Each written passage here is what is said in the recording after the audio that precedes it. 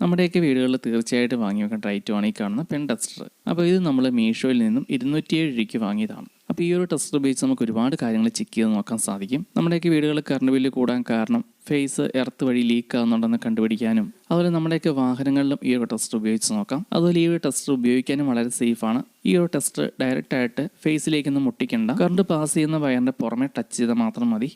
Current pass ചെയ്യുന്ന വയറാണെങ്കിൽ buzzer സൗണ്ടും അതുപോലെ LED ഇൻഡിക്കേറ്ററും വർക്ക് ചെയ്യും. അപ്പോൾ ഇതിൻ്റെ വർക്കിംഗ് രീതി ഒന്ന് കാണിച്ചു തരാം.